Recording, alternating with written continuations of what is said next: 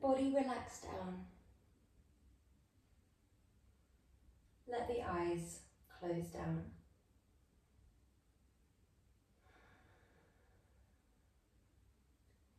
If the eyes melting down causes an influx of internal distraction, gently allow them to open, but fix on a certain point of the ceiling.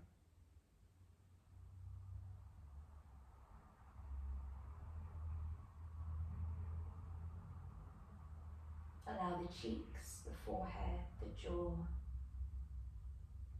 the eyebrows, and the lips to all melt, drawing heavier, just as the hips do, just as the shoulders do.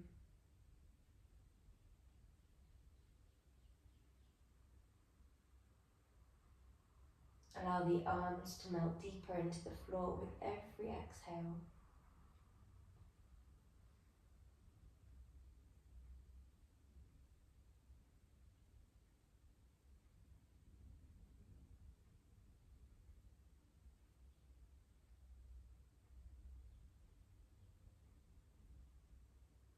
When you're feeling ready, draw your arms behind you and take hold of the opposing elbow. Drop the arms so that they frame the head, and then step both legs over towards the bottom left corner of the mat.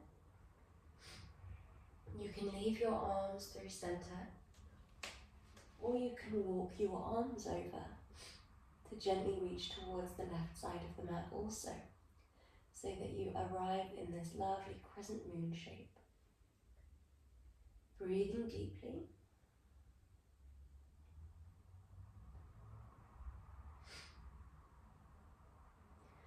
Just as we do in our Savasana, we let the arms and the legs become completely heavy. Any areas where they may have been engaged, switched on, or resisting the pose, they melt down. They allow gravity to sink them deeper.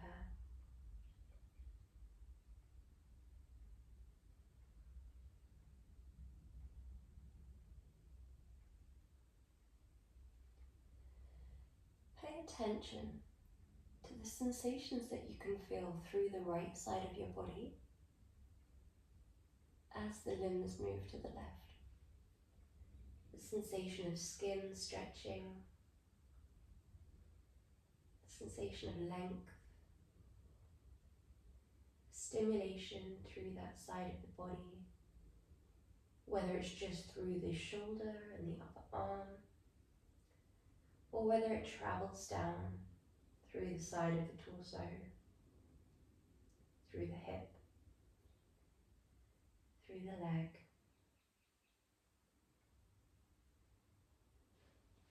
When you're ready, we step both legs back through center, both arms gently guide back, and we spend a moment here in your central position. You might float your arms all the way back, as if someone's pulling your wrists back, pulling your legs forwards.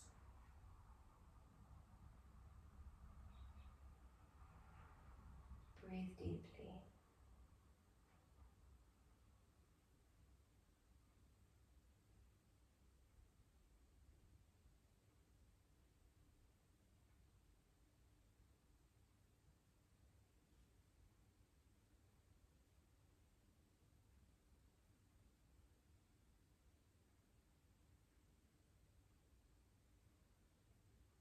When you're feeling ready,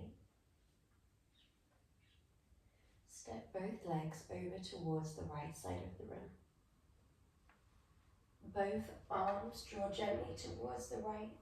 You might continue with that framing shape where you allow the arm to hold the opposing elbow. If the arms being drawn to the right increases that sensation a little bit too much, come back through center and just focus on the legs being drawn over to one side.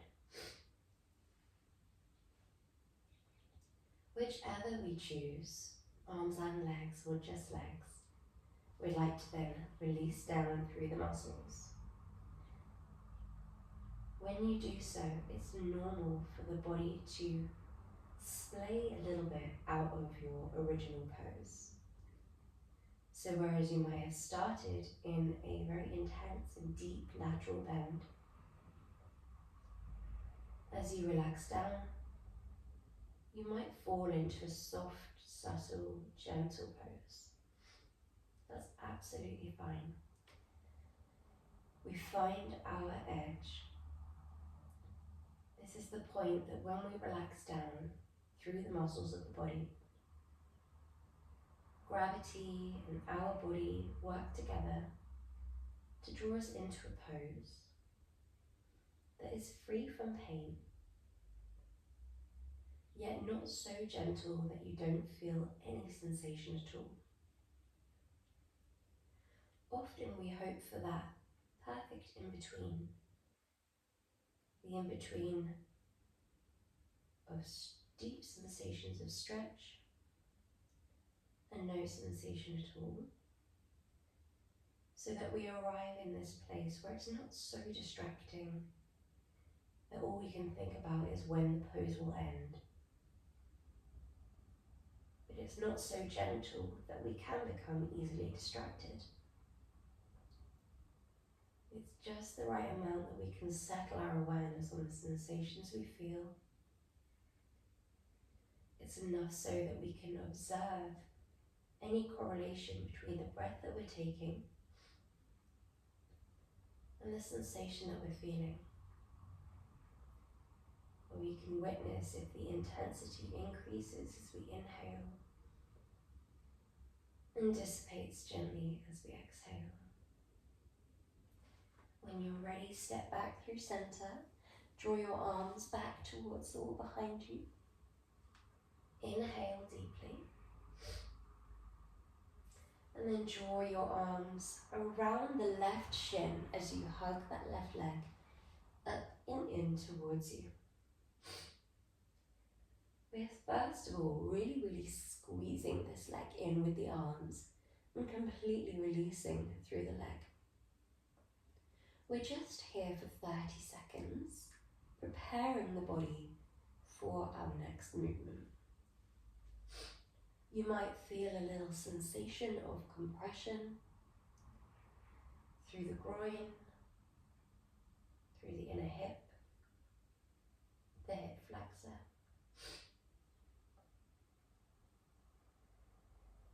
If it feels sensitive on the knee, rather than taking hold of the foot or the big toe, I'd encourage to take hold of the outer thigh instead. When you're feeling ready, we're going to shine the sole of the foot towards the sky, but keep that knee hugging in towards your body.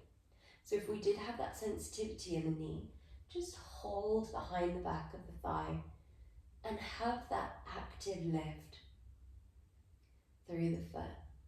Relax down through the hip. If you didn't, then we can gently hold the outer foot or hook the biggest toe. We allow this relaxation through the body, through the jaw. Find what feels right for you. So if you need to completely take away any element of half happy baby and move more into a Padangusthasana type pose instead, that is absolutely fine. That would be where the leg is more lifted towards the sky as opposed to that knee drawing in towards the armpit. In both, the sole of the foot starts shining off towards the sky, but as we melt into that yin-like essence, the leg might fall, it might become heavy, softening down through the muscles. If we were holding the outer foot, that might mean that the leg begins to fall out towards the left side of the room a little bit. So whichever variation of this pose feels right for your body, just make sure that you commit to stillness for as long as it feels right for you. We never want to commit to stillness if the pose is not feeling correct. So we place this trust in our own ability to observe the sensations of the body and just analyze if it's feeling correct.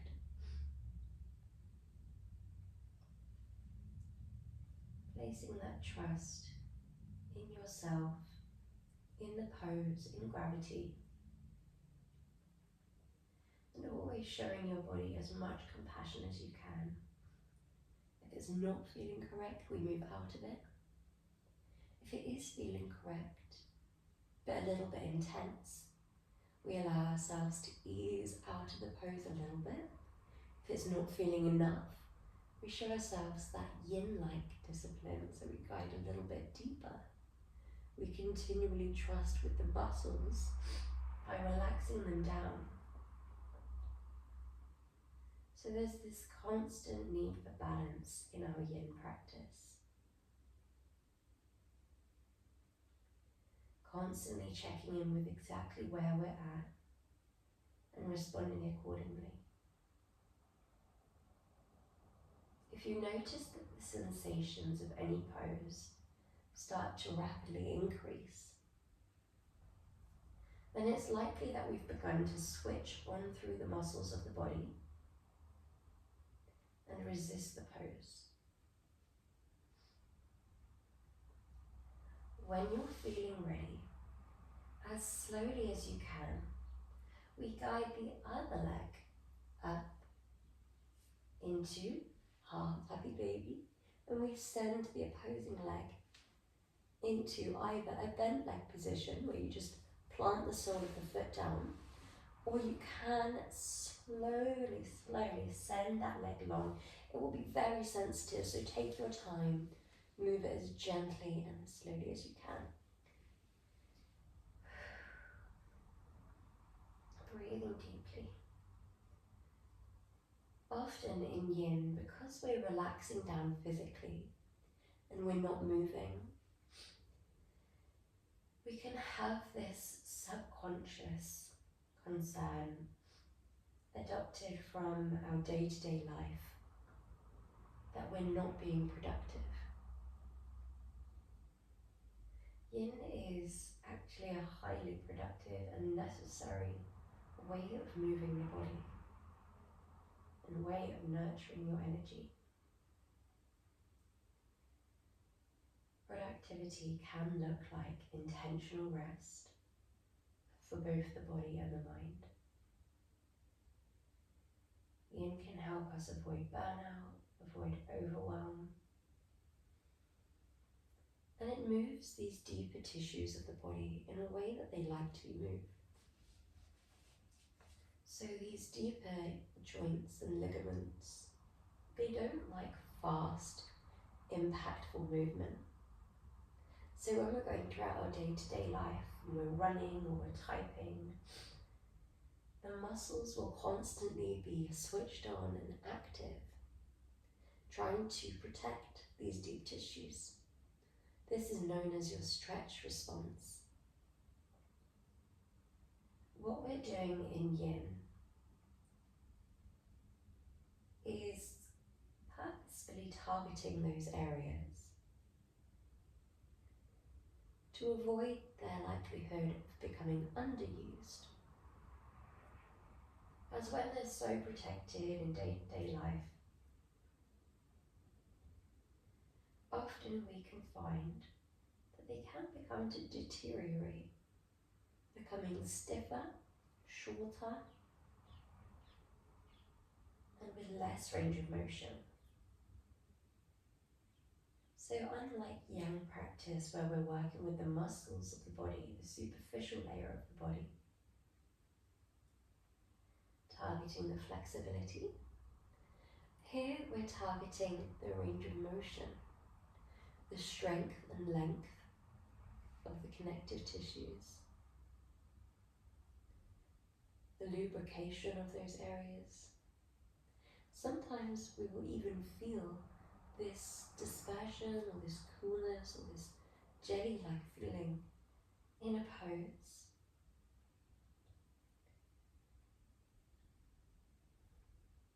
Well done. When you're ready, plant that leg long and draw your arms back, coming into your counter pose, which is the arms being long and the legs being long.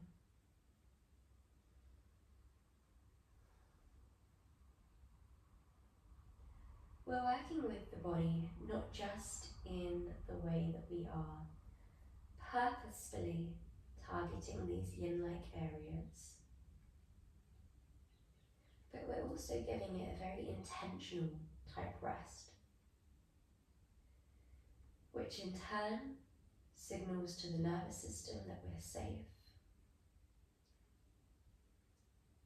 which in turn will slowly begin to impact the mind.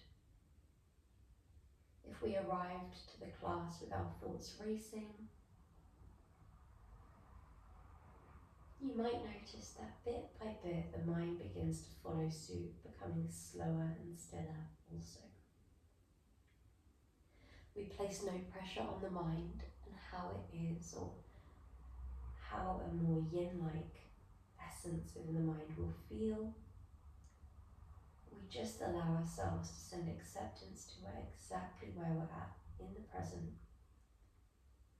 and trust that due to how intertwined the mind, the breath, the body, our energy body and our emotional body are, that slowly, slowly we will begin to fall into that yin-like essence with the mind and within our energy body. When you're feeling ready, as slowly as you can, we're going to make our way up into a comfortable seated position. We're going to plant our right shin parallel to the front of the room and your left shin parallel to the side of the room.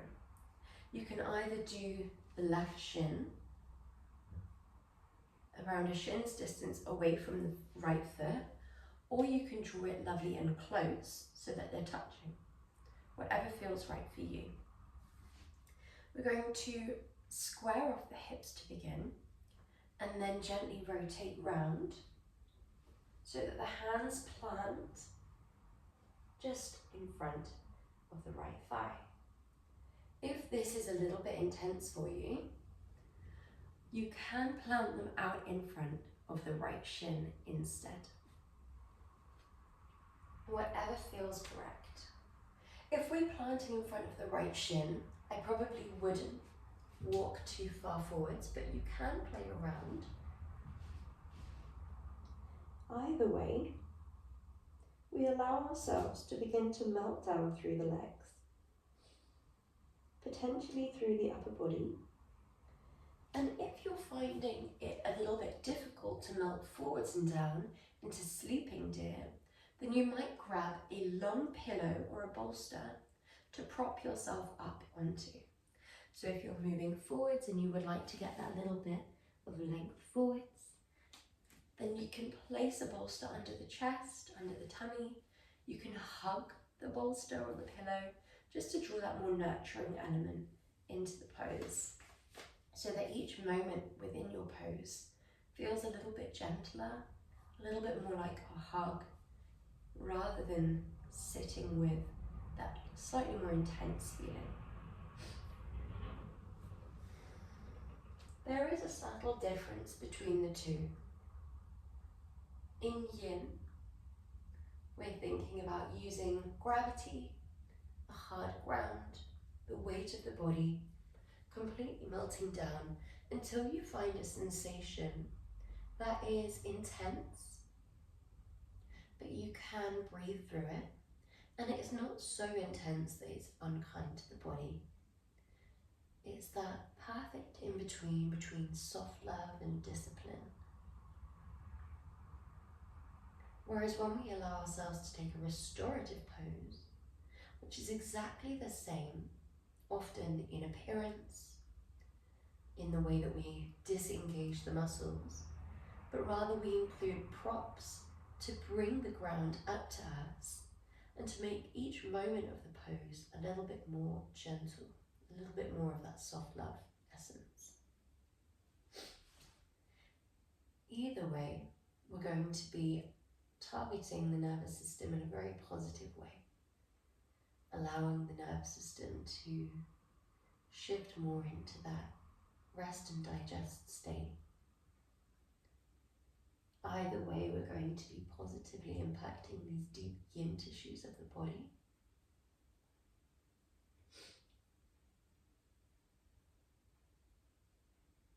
And it's thought that how we treat our body can often have a direct impact on how we treat the mind. For example, our ability to sit with and breathe through an uncomfortable or unfamiliar, I should say, yin pose, where the sensations are ebbing and flowing, and you can just sit there in stillness, watching the sensations arise from that place of non-attachment. It's said that this can translate into the mind, allowing you to feel more and more comfortable with uncomfortable emotions as they arise, which can often happen either due to the silence of the present moment. The mind will just naturally often try to fill those moments. And sometimes it's due to the pose itself, targeting these areas of tension where we've held emotions, people, places within our physical body, and we're just releasing them back into the consciousness, back into the emotional body, the energy body.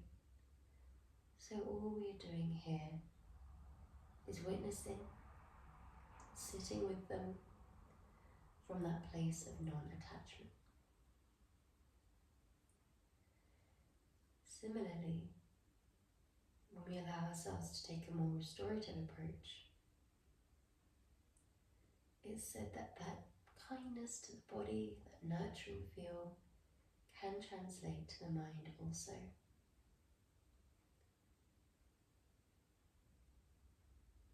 Allowing your essence to fall more into that nurturing state where we're just accepting, we're just allowing whatever arises to arise, free from judgment.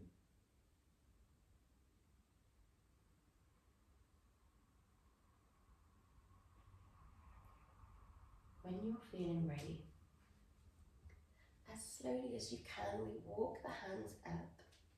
We're going to come into our next pose, where we scoop this leg up and round. Now we have three options of where we plant this leg. It could be shin on top of the other shin, and it doesn't matter if the knee is flying high, that's very normal. It could be that this left leg scoops all the way in and the foot plants down on the pelvis, or as close to the pelvis as we can. Or it could be that this left leg sends long. As long as we have this right shin squared off, so it's our right shin here, left leg long, or left leg stacked, or left leg tucked in. As long as we have this left leg somewhere we feel comfortable and the right shin is squared off, then we're practicing the square pose perfectly. We don't need to have both legs squared off if that's not right for our hips. So whenever we're ready, find your position. You might move the fleshier parts of the buttocks behind into the side so that your two sit bones, which is the two bony parts either side of your pelvis, not that one singular bony part which is the tailbone, would rather be shifted forwards with that more anterior pelvic tilt.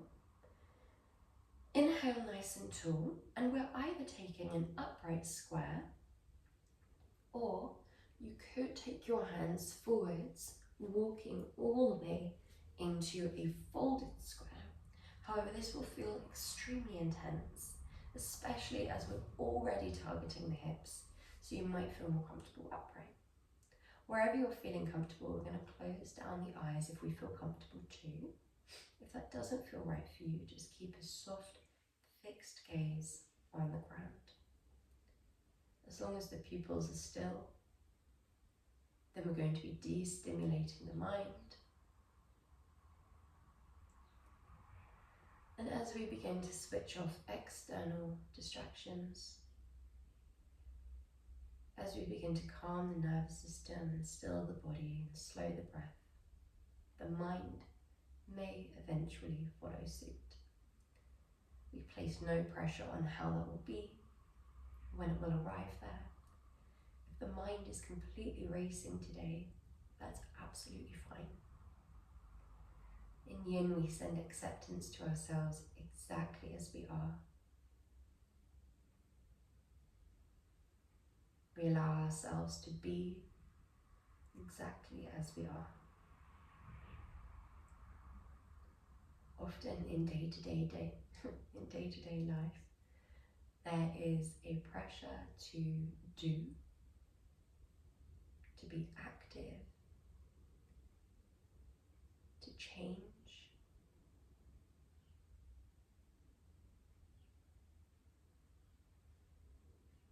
A lot of the time there is external things that we seek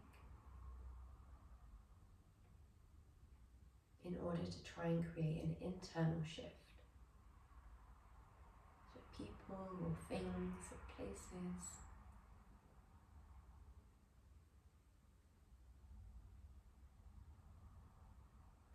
In Yin, we allow ourselves just to accept that we don't need to do anything at all to be absolutely perfect and worthy. We allow ourselves to be exactly as we are.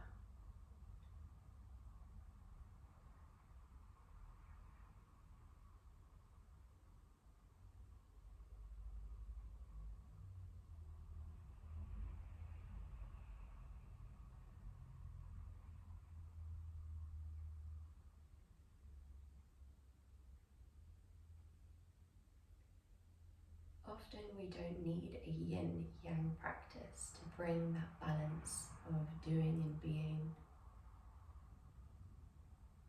into our day-to-day life. Because in our day-to-day life there's often a heavier focus on the doing, on the yang energy. It's more celebrated.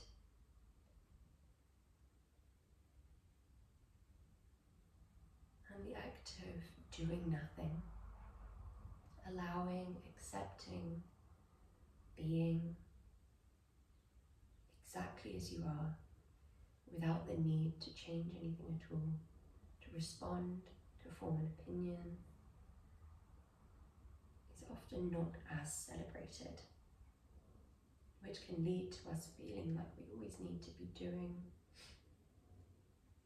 And without that intentional stillness, we can begin to seek outside of ourselves. We can begin to burn out. Whereas Yin allows us to find that balance.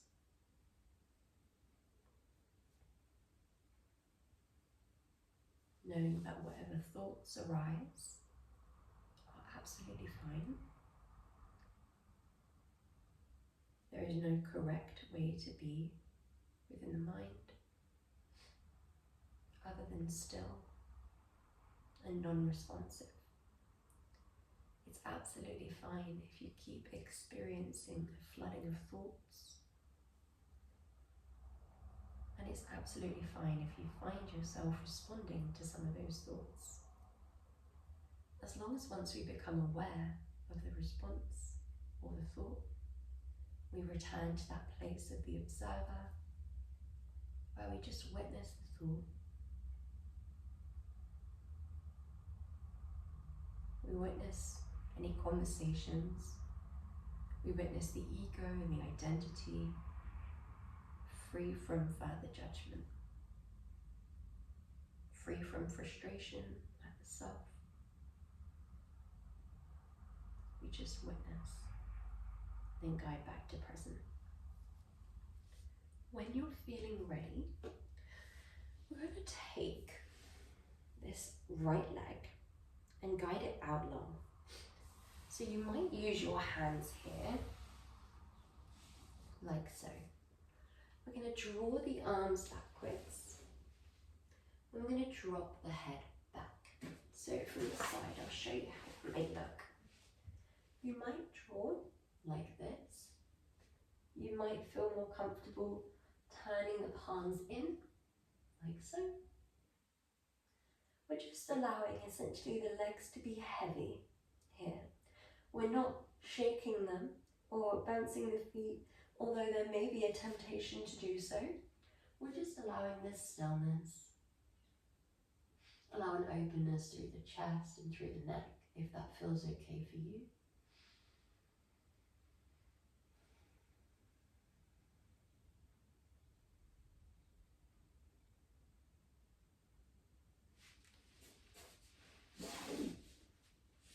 We're here for 2 more breaths.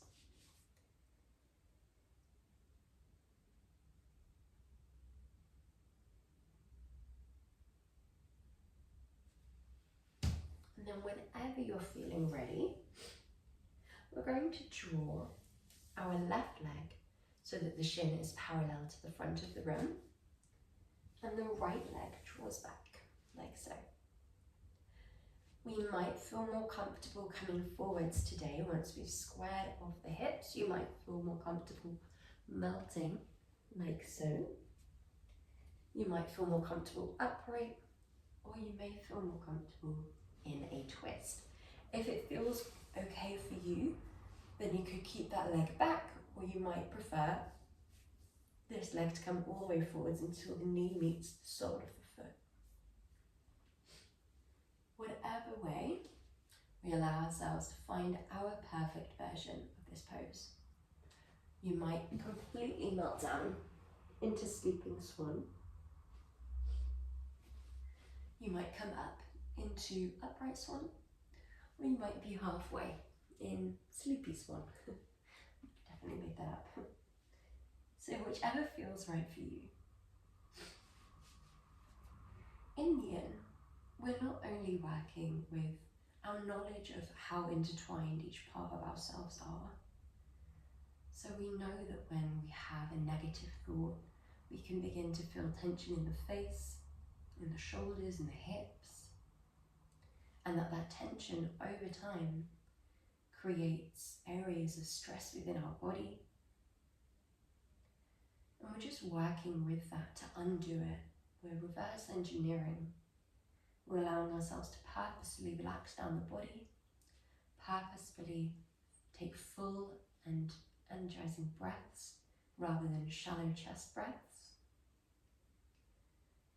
And we're allowing ourselves to release all of the tension from the face, the shoulders, the hips, allowing ourselves in time to signal to the mind that we are safe, that we are okay, that it's okay to be relaxed and still and silent.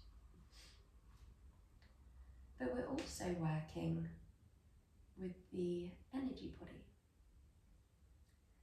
So we're thinking about the traditional Chinese medicine theory of the idea that there are meridians running through our body, and that these ley lines, these channels, they carry prana, or life force, or chi, however you choose to refer to that constant flow of energy that is running through you.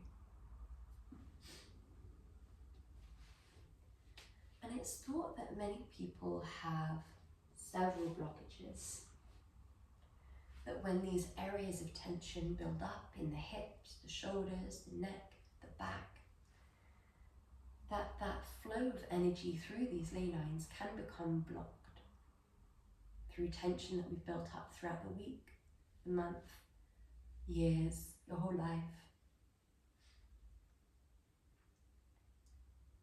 that when this energy is blocked, it can become stagnant, there can be a build-up, leading to us feeling certain emotions in overdrive or lack of that emotion. So each meridian is relating to a different internal organ, which it's named after, and a different emotion. And whilst each emotion is different, they all seem to fall under that same umbrella. When they're blocked, the umbrella of fear, and when they're healthy and free-flowing, the umbrella of unconditional love and yin-like essence. For example, here we're targeting gently through the urinary bladder meridian. If you feel this gentle twist in the lumbar spine, which can relate to fear. So if we have a blockage here, we might feel an excess of fear, for example.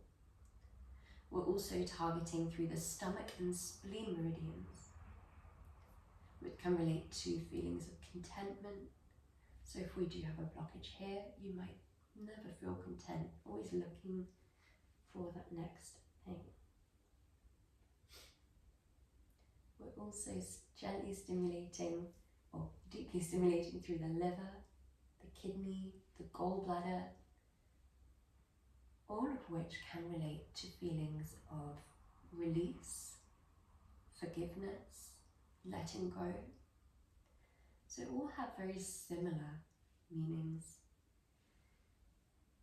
And all, when we allow ourselves to improve that flow or come into that gentle stretch which improves the harmony of that flow, all allow us to enjoy that more yin-like essence. When you're feeling ready, we come upright, we take this leg and we scoop it round, and if that does not feel right for you at all, then we send that leg long. If that feels a little bit too gentle, but that felt a little bit too much, then we might scoop this leg in towards your groin instead. When we relax down the body, we'll have left leg on base, right leg on top. Upper body either relaxes forwards or upright. But either way, it's not that yang uprightness. We're not thinking about a lift through the bandhas and active through the back of the neck and long. We are relaxing down. We're allowing that subtleness and that softness.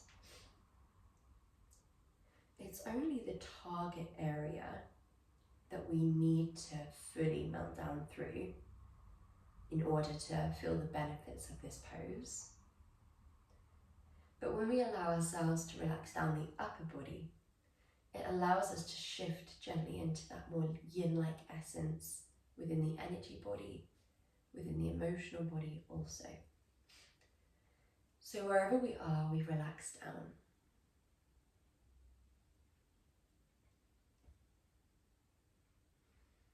We observe thoughts as they arise. We observe sensations within the body as they arise. We allow them to be equal in weight.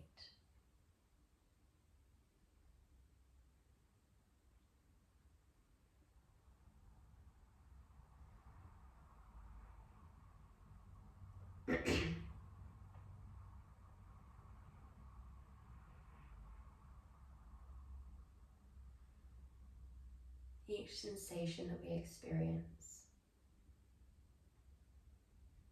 we witness from that place of stillness and non-attachment.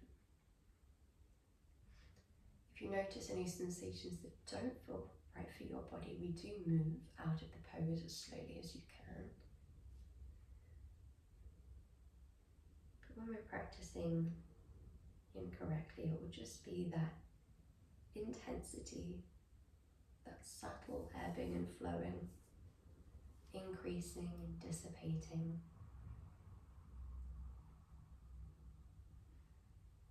you feel a sudden increase of intensity, check in on that area. It's likely that we'll have begun to switch on the muscles and resist the pose. So we just purposefully relax down.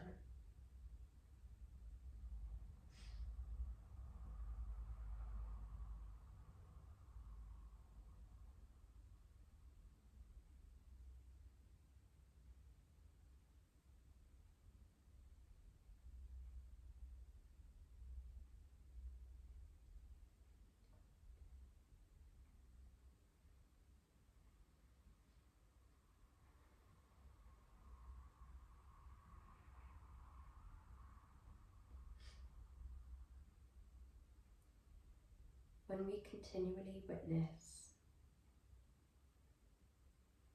energy shifts, emotions and thoughts from that place of non-judgment,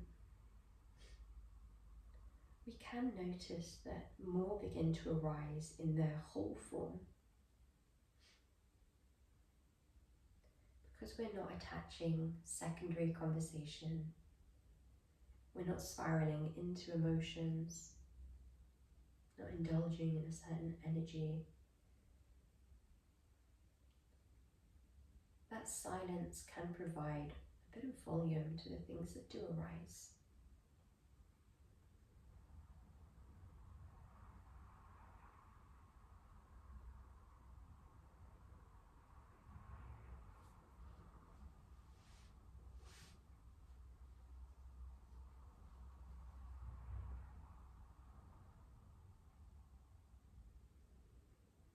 The stillness surrounding it can allow us to see and feel and witness emotions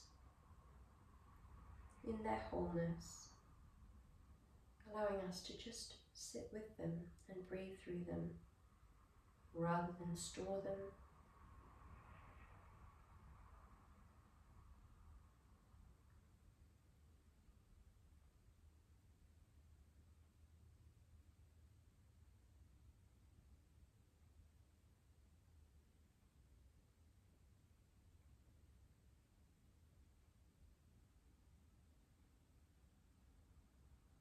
When you're feeling ready, we're coming into our final counter pose, which is our Savasana. So we're going to lay down on our back, send your arms long, and allow yourself to relax down fully.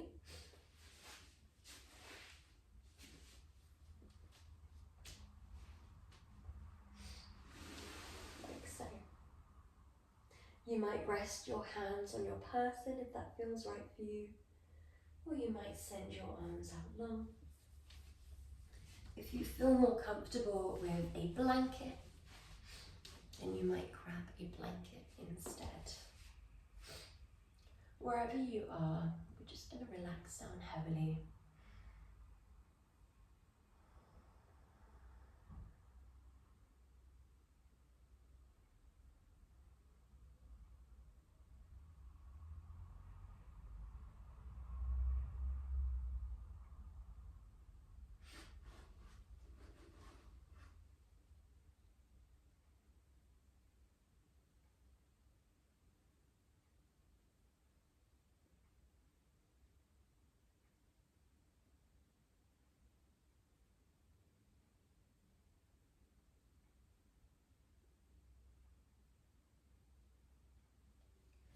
Allow your breath to be soft and full,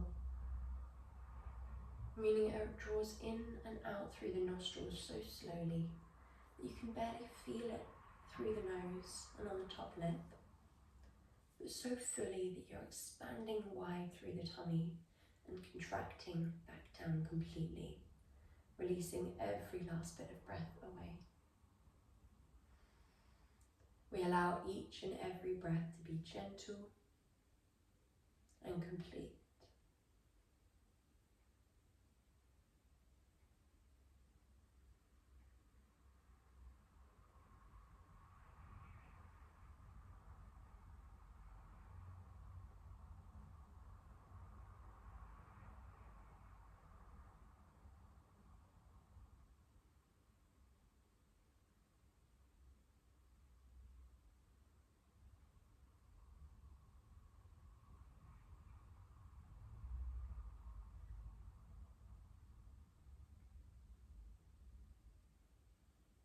your mind begins to wander away from your breath, gently guide it back.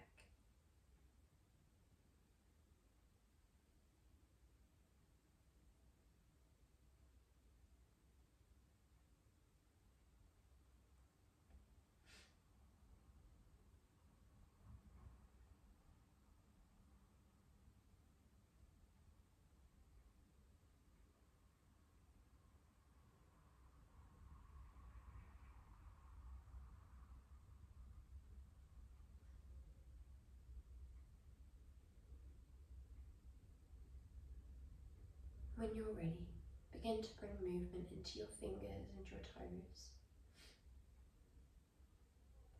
into your wrists and your ankles,